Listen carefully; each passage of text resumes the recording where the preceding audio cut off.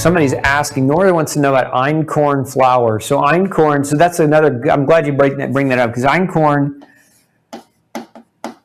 is what people refer to as an ancient grain. It's one that's been less hybridized over time. Understand that einkorn contains gluten. Einkorn contains molds. Okay, einkorn can pull toxic metals from the soil. And depending on how you're eating it, einkorn is oftentimes got processed or additives in it. So is my opinion on einkorn really any better than it would be with any other form of grain? Not really. It's kind of a trap people fall into. They think, oh, it's a whole grain, it's an ancient grain, therefore it's somehow better and somehow less toxic. You don't want to fall into that trap. Let's see here. Let's see, scroll down for me. There you go.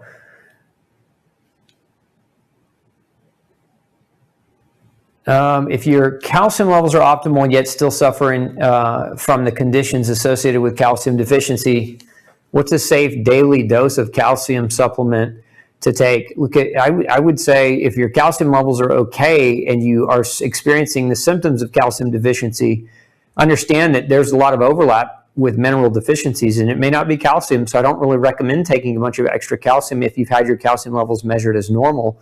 Don't take more calcium just for the sake of the symptoms that you are having.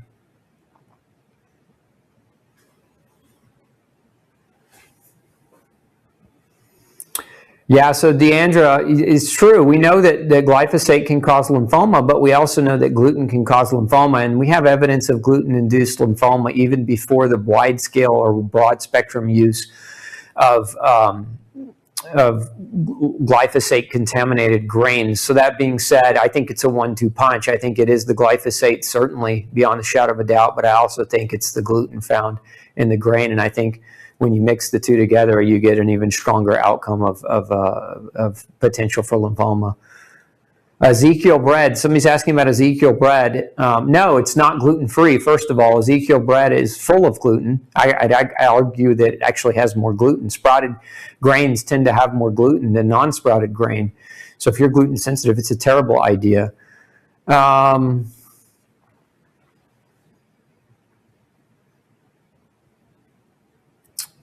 Let's see here. Cancer or the cure for cancer that kills. No, that's not a question. I think that's more of a comment. Yeah, so a lot of you chiming in, no nutrition, meaning I asked that question earlier, and if your doctors had any kind of conversation. Let's see here. Is fonio a bad grain? Yes, don't recommend that.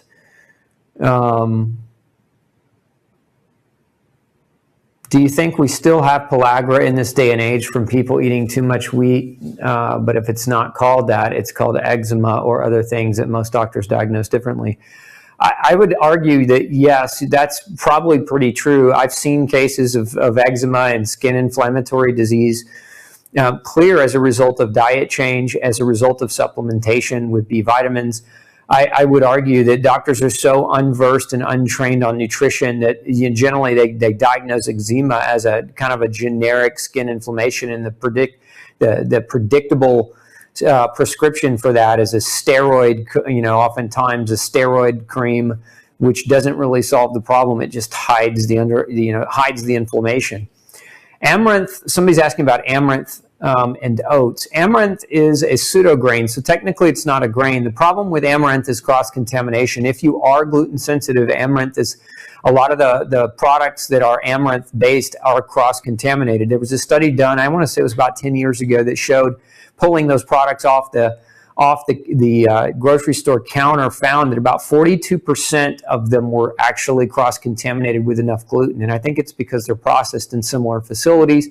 And so a lot of cross-contamination of gluten can occur in pseudograins. So amaranth, buckwheat, and quinoa are all pseudograins. Now, I don't recommend amaranth because its protein properties are so similar to gluten that we'll see a lot of people with cross-reactivity with pseudograins, especially, and quinoa is one especially that's been studied and shown to cause inflammation in people trying to follow a gluten-free diet. So I don't recommend the pseudograins either. In oats, the oats are not gluten-free. Oats, the name of the gluten in oats is called avenin, and it's been shown in a number of research studies to cause inflammatory damage for those who are gluten sensitive.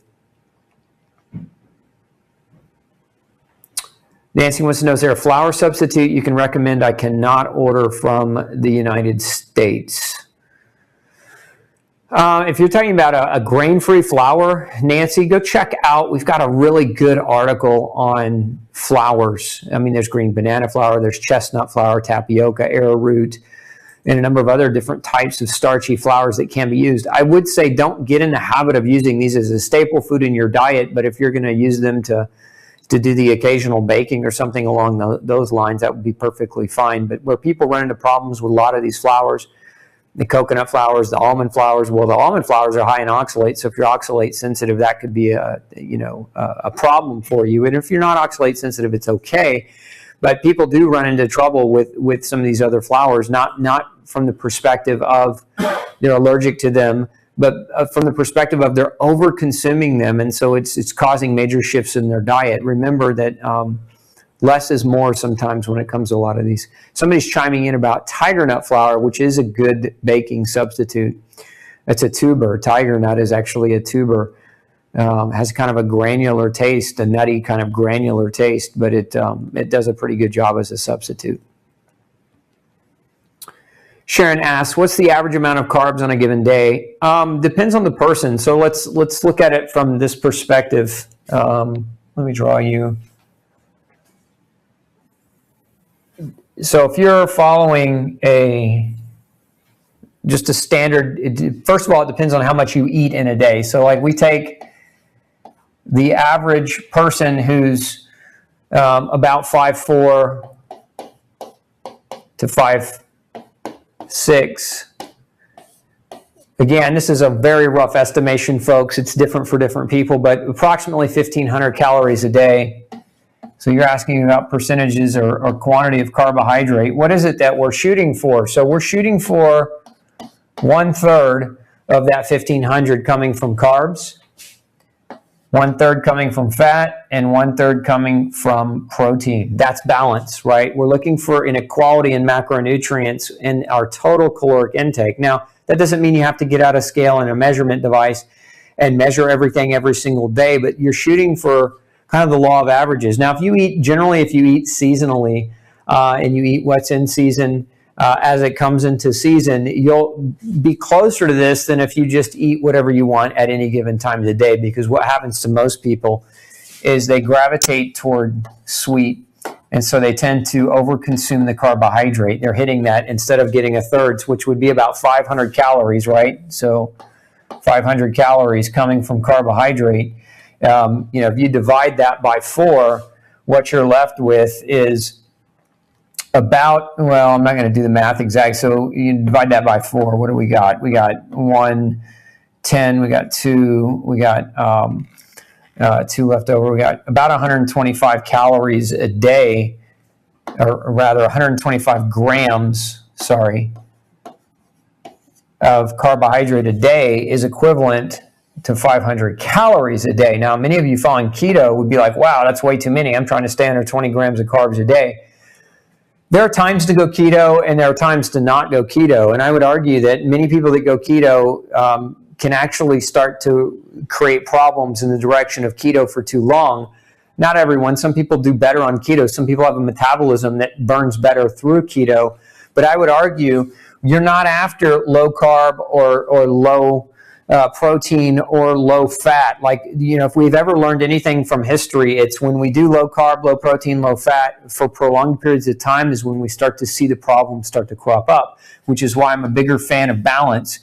You can do bursts of low carb or bursts of lower protein, etc. But over time, you want to come back to balance. It's that balance that's going to give you kind of a greater overall resiliency at how your body's capable of burning macronutrients for calories and energy. And you want your body to be able to utilize carbs, fats, and proteins kind of equally. Some people refer to that as kind of metabolic resiliency, meaning your body can shift from fat burning mode to carbohydrate burning mode relatively easily. So you have a resiliency in your ability to generate energy from calories.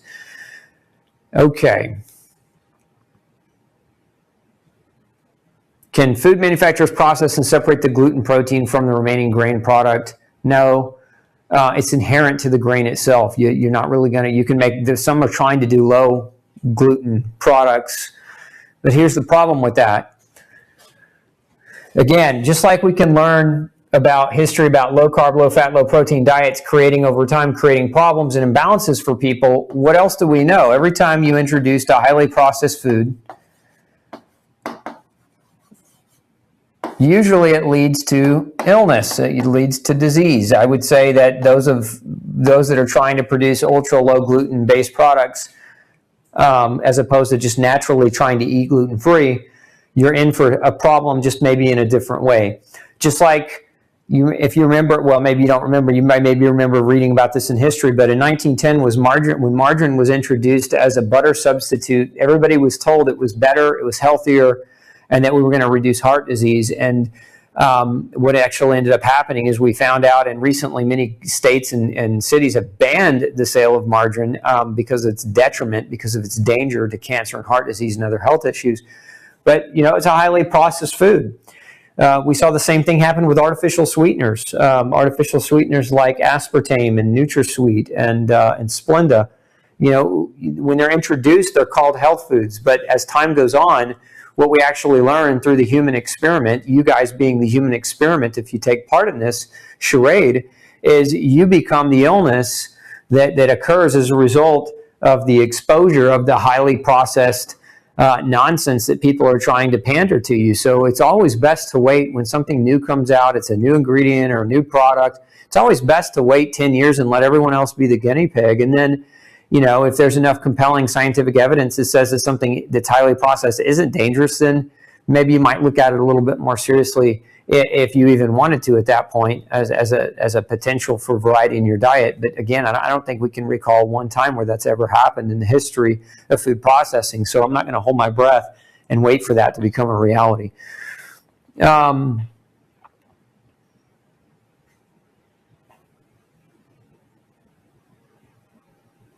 Let's see, what's the average amount of carbs? I think I answered that one. Do all potatoes contain oxalate? Yes, they do. That includes sweet potatoes. So if you're following a low oxalate diet, you know, and I will reiterate, not everybody that's following a gluten-free diet needs to follow a low oxalate diet. A lot of people got overwhelmed when I talked about that last week, and you thought, oh my gosh, we have to restrict even more things. No, you have to restrict oxalates if you're oxalate sensitive, but if you're not, don't necessarily add that to your gluten-free diet as a restriction.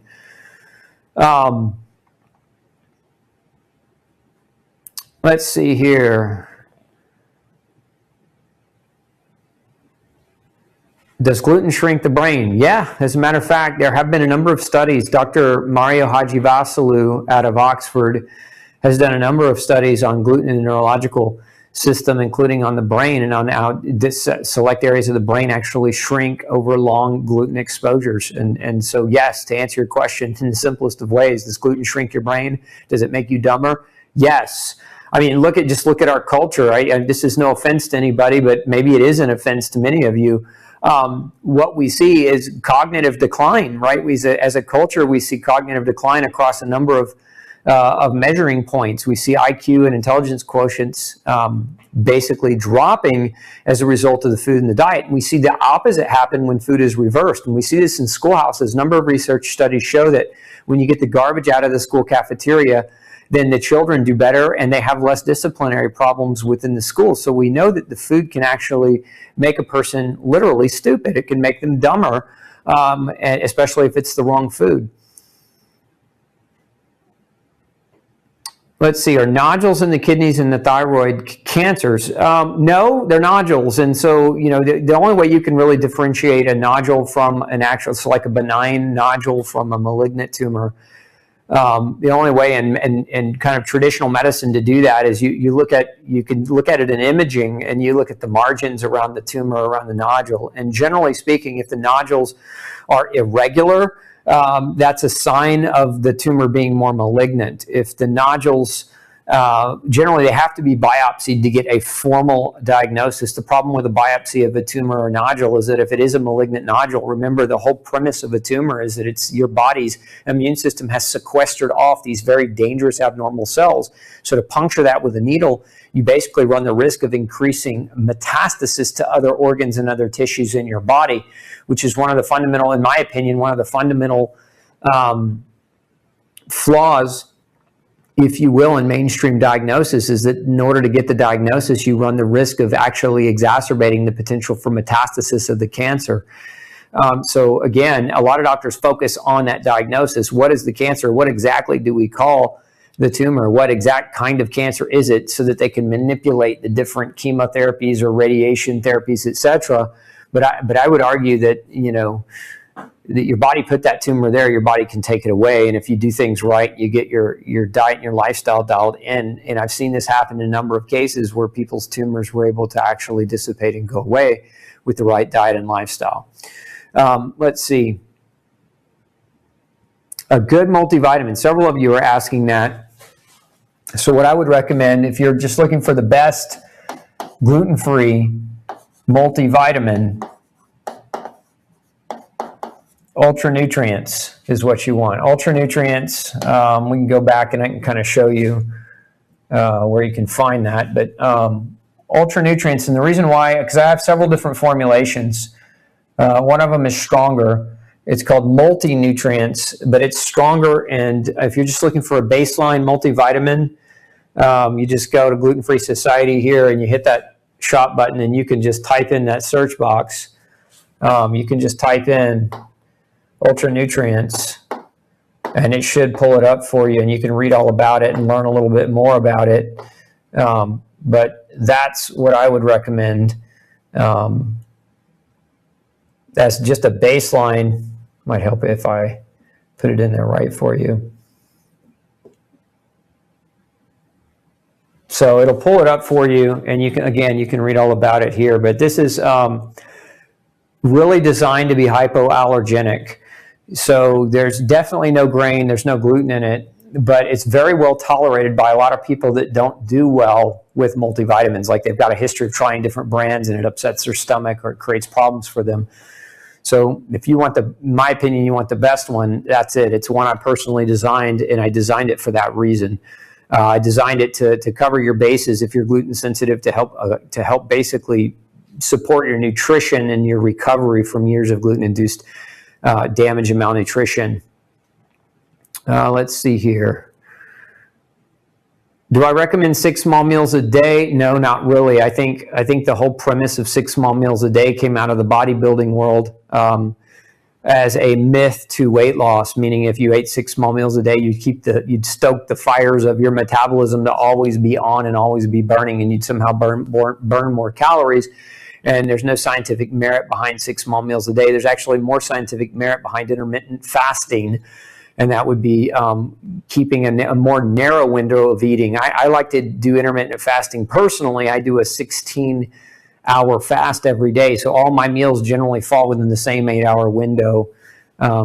And that's an effective way to give your GI tract rest. But if you're constantly hammering your gut with food and your gut's leaking and you're trying to recover, 6 small meals a day is a horrible idea. Let's see. Tapioca starch. Somebody wants to know about tapioca starch. Not as a staple in your diet. If you use it occasionally, it's okay as a baking agent or ingredient. But again, I wouldn't recommend it as an everyday food. Chia seeds, same thing. I would not recommend them as an everyday food. Any kind of seed-based food as a regular everyday food, if you're struggling with gut problems, can create kind of a delayance of your recovery. Let's see.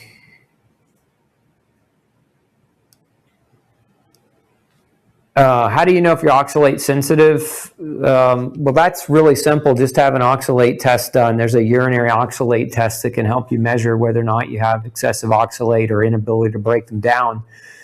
Get with your doc about that as a standard to get that type of testing done. Chris wants to know if I could speak a little on vitamin D. Yeah, good. Chris, I made a pretty long video. It's a vitamin D crash course you can access. It's on our YouTube channel. Those of you who don't subscribe already, I'd highly recommend that you check it out. You can visit us online at you can visit us online at glutenfreesociety.org. And so if you go to the home page here, you can sign up for our newsletter, which goes out a couple of times a week with information and new videos and everything else. But all you have to do that is come right down here in the middle. It says subscribe to the #1 gluten-free newsletter. Just put in your name. Make sure you select what you're interested in, because what we really try to do is we try to tailor our information to what your needs are. So the more you can be thorough with us, the more we try to tailor our information to better serve you. So select what what you're interested in, and make sure you hit that submit button so that we can make sure we send you things like video updates. If you want to check out our video library, you can just click that big tab right there on the video library. And so some of you are asking, is the show being recorded? It absolutely is being recorded. Will we put a replay up? Yeah. So like last week's show on oxalates, again, all you have to do is go into our video library, and you can pull up there probably 800 videos in there at this point, where if you want to watch anything that you want to watch, let's pause that here. As well. There we go. So if you want to watch any of the past shows, you can get access to that information. Again, now if you want to get make sure you don't ever miss information, one of the things that I'd highly recommend that you do is also, so sign up for our newsletter there, but also go over to youtube.com/glutenology. And if you come visit us there, I spelt it. Looks like I missed a Y here. Let's put that Y in for you. We'll just pull it up right here. So come visit us, youtube.com/glutenology. And then when you get there, the big thing here is just hit that big red button, that subscribe button. And once you hit that, there will be a little bell icon that appears. And that bell, once you subscribe, hit the bell. And what that does is it allows for you to get a notification anytime we upload a new video, because we're doing anywhere from 5 to 7 new videos every week for you. And so again, the job here, what we're trying to accomplish is we're trying to help as many people as we can through our outreach and through our education. So you guys have been following me any length of time. What we're trying to do is save 100 million lives, and the way we're doing that is through our outreach. And so this information is all free to you. There's no cost, there's no charge. I don't charge a membership fee. And what you probably get from 1/10 of the videos that we've published is more than what you might find in the entire internet in the natural health and the natural wellness field. And most of our videos and our topics are very, very robust, and they're covered in great detail. So if you're kind of a scientific nerd and geek and you want the references and the resources, you can even tap into that information, because we produce that for you here every week. So, okay, I think we're out of time, folks. We ran a little over tonight, but ran a little bit over to help you out. So, look, if you like the show, make sure you give us some love. Hit the like button, hit the love button. The more you like it, the more you share it, the more social media shares it for us. And again, if we're going to help reach 100 million people, I need your help in doing that. So if you appreciate me, let me know that by sharing this information. Let me know that by hitting that thumbs up button and that love button. Let Facebook know in their algorithm to get this thing out there and shared. So again, the more love you send us, the more love Facebook sends this to more people. So help us out. We appreciate you. Hope you have a fantastic week. We'll see you next Monday night for another episode of Pick Dr. Osborne's Brain. Take care. Hey, if you've got a functional medicine or health question that you'd like me to answer for you, make sure you send me an email, glutenology@gmail.com, and we'll do our best to create a video answer just for you. Have a great day.